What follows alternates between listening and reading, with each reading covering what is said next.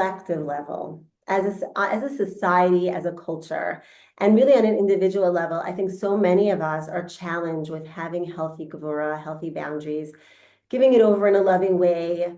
And actually, when we learn, according to Kabbalah specifically, the energy of Gevurah, we see that it's actually a redemptive energy within the world.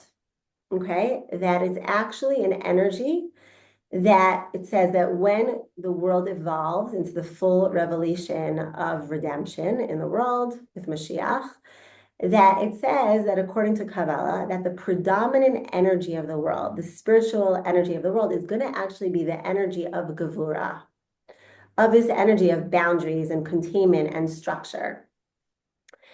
Now, we all know that now the Jewish people are called Beit Yaakov, the sons of Jacob, right? That we're reading again in these Torah portions, that Jacob had 12 sons, the 12 tribes, and we are all come from one of those 12 tribes, and we're called the children of Jacob.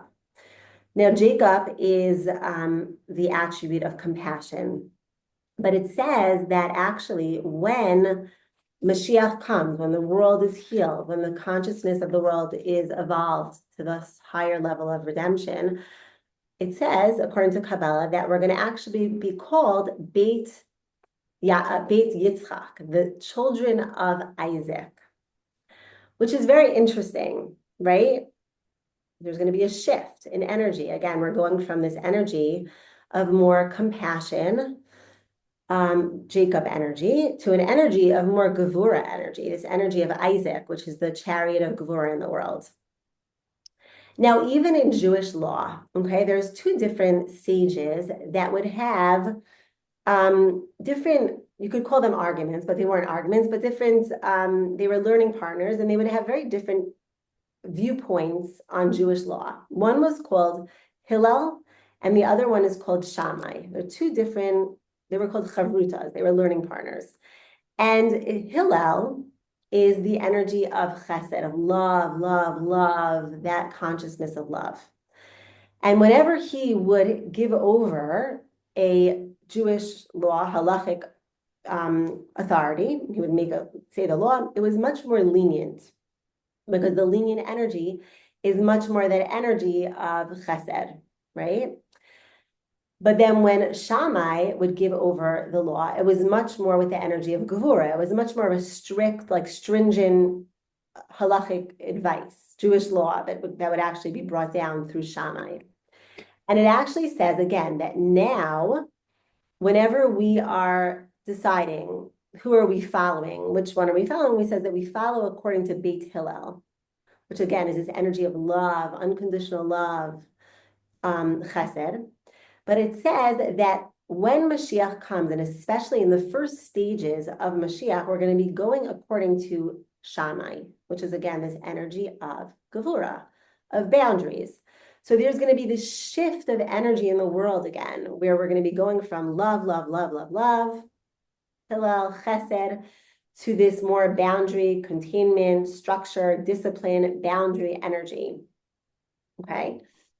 Now, another point I want to speak about is that we hear about this. Miriam, after a question after you're done with. Yeah. I'm just going to, I'm just going to finish one point and then definitely jump in for sure. Yeah.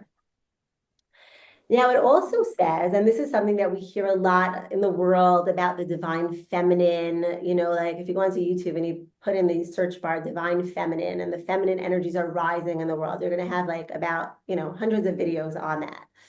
Now, what does that mean? It says that, again, that before the Mashiach, as this world is evolving in its consciousness, the feminine energies, again, we're not talking about gender. Now, at the same time, I will say that the feminist movement was a very big part of this consciousness coming into the world.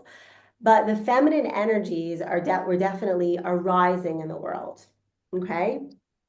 And what does that mean?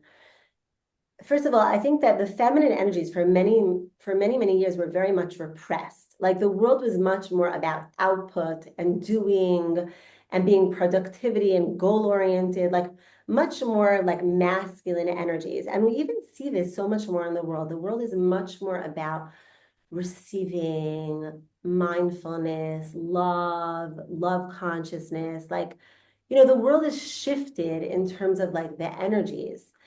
And we see again, and it really not in all the feminine energies of the world. Like what is the feminine energies? The energy of Bina. Bina, as we spoke about, is the intellectual faculty of our soul that's connected to Teshuvah.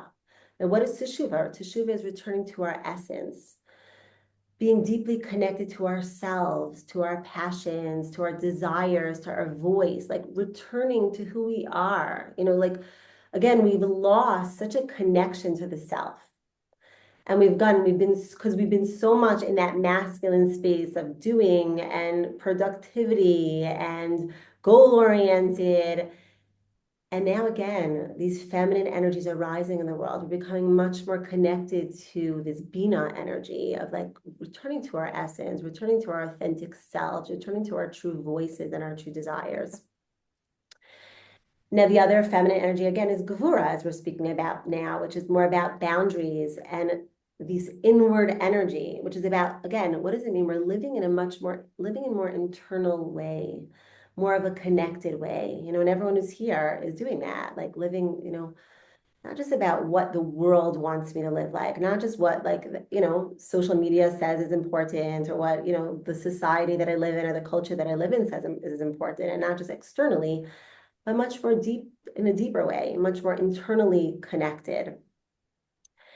And so we see again, as these energies of Gevurah rising in the world, the feminine energies are rising in the world, that it's the importance of boundaries, of learning to say no, of not people pleasing just because we want people to like us and to make ourselves feel good about ourselves and liked and loved by others and accepted by others. And it's very much a part of, I think, the individual work that I see personally. I know, first of all, for myself, for sure. And I speak to so many people of like really doing this work of like stepping out of people pleasing and learning to say no and learning to know themselves and know really what are they capable of, like how much can they be, out and doing, and when they need to go and be more internal. It's something that I think all of us are really embracing right now as a collective and as an individual.